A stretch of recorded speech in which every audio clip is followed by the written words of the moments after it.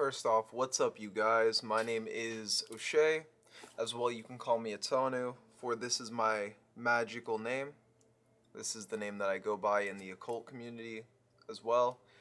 So, in a sense, when it comes to occult initiation, especially upon, say, if you're working with an order or if you're in an order, the way in which they take advantage of this system is by, so in a sense, when we look at the initiatory system, initiation already exists. Initiation is all around us. So when we're choosing to be initiated into an order, they're taking advantage of it by using someone as a pawn. Yes, you have to go up the system and the structure, and it makes sense because you have to learn the foundation and things of this nature. But it's at the same time that magic is all around you. We are in a new age where magic is about tapping into the currents of energy as they already exist, and as they naturally are there. The way that you tap into these different currents is by, going to the spirit directly, working with mantras, working with chants, in the beginning, right? Because eventually at some point you don't feel the need to use any of this stuff and it all drops away, right? So, in my opinion, I don't believe that we need occult orders anymore. I think that truly, if you go to the spirits themselves and you are someone that truly listens, you are someone that's willing to learn and understand the path, that you will be shown the path. That when you choose to do things that are initiatory in nature and you start to take advantage of this initiatory system, right? You start to use it. This is what will awaken the dormant DNA that lies within you. So the first time I did a ritual, I can actually remember back to this exact moment, because for myself, I was working with Lucifer, right? And as I was working with Lucifer, he was always guiding me. And I remember in that moment that after doing ritual or invocation, even the two moments where my life truly changed. The first moment was when I did my first ritual, not just spell work but ritual, and then when I did my first invocation, because this is the difference between a Bible thumper, right? This is the difference between an armchair occultist and someone who has truly went about the initiatory system of walking, whether it be the Sephiroth, the Qliphoth, a magic or an initiatory system in general. Those that understand what I just conveyed know that to be an initiate is completely different than to just read a book or cast a spell. To be an initiate is when in some way you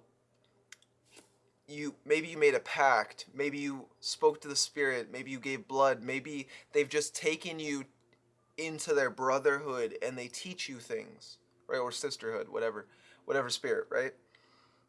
They take you under their wing and they start to teach you things about reality that starts to initiate you into a deeper understanding of life's mysteries. So the more that you start to understand this initiatory system, that is the initiation. It used to be that not many understood what they were going through. They might feel crazy or insane. And that's more of a modern day. It's in that sense that modern day orders, I believe, exist to do two things. To maintain the sanctity of magic, right? Like just magic, and not the people that work under the orders. And then as well to magnetize like-minded individuals that care about those kind of things. For anybody asking, am I in an order? No, not a physical order. right? Some of us might have connections to astral orders in some way. That those are things where that actually might even be what triggered the initiation. An astral order isn't like, although Masons are astral, it's not Masonry or things of this nature, right?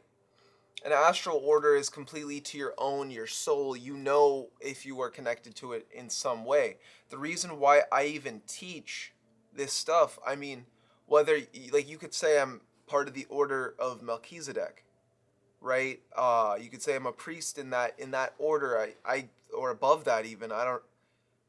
Those are just things that were conveyed to me earlier on in my journey, but it's in that sense that it's not about an order. It's about the initiations, it's about the process and what you're going through within yourself.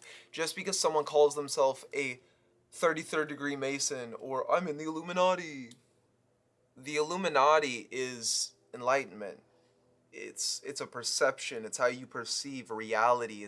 It's who you are as well as your influence on this world and the collect consciousness as a whole. So yeah, if you can do a ritual and notice that you create change within the collect consciousness or spell work, things of this nature, you too would in a sense be considered an Illuminati, an enlightened one.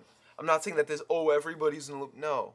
But if you do notice your influence, your push, your pull, that's what would make you an Illuminati.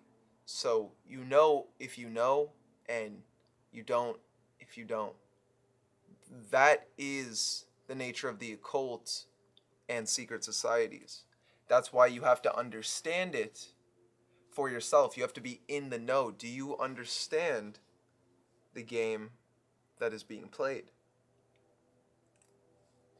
Again, I'll ask you, do you understand the game that is being played for your soul? And with that, you guys, this is going to be the video. If you would like more in-depth gnosis, I also have a Patreon that if you want, you could go subscribe to for the top tier. I have a monthly ritual where actually this is a soul empowerment and attunement rite. So just as I was talking about how, orders try to more take away from your energy through the initiations, right? You have to look at them, and it's always them, they're giving you the gnosis. In this way, I'm actually the opposite. I'd like to do a ritual for you at the end of the month, if I may, and you would obtain that by, in a sense, getting the Patreon. So what I do for the 4th tier is I do a ritual every month, and I have been for the past probably about like 6 to 8 months or so, maybe a year. And every time I've done that ritual, it's to grow myself, my empire, create the reality I desire. And every month it's been more and more refined. So if you would like this fate and destiny, soul alignment, empowerment, please do feel free to get the Patreon. Then I will add you to the ritual that I've been doing for myself, to grow myself, and I will as well empower you to grow yourself, or to grow the reality in which you desire. In that same way, all the energies that are at my disposal, it's not going to be all of it, but you will also gain those energies to help you in your ascension and to fuel your evolution.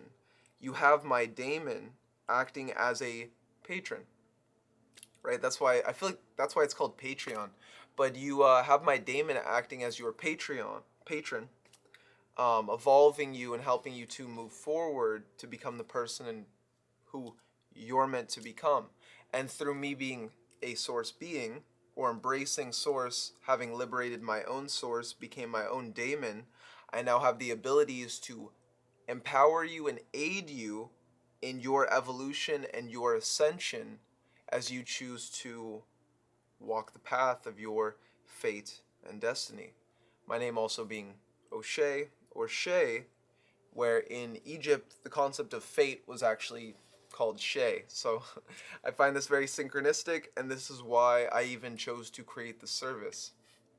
So with that, you guys, other than what I just told you guys, gave some knowledge and information, talked about my Patreon.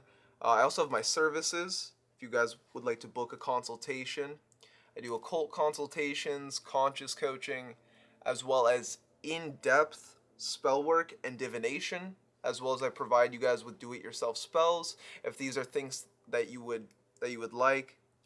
And as well, I just want to say that, thank you for watching. If you valued this, if it helped you out in any way, please do feel free to like and as well subscribe. So with that, you guys have a beautiful day. Again, my name is O'Shea.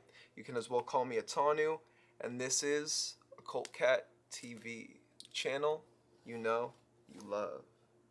Have a good one, you guys. Peace.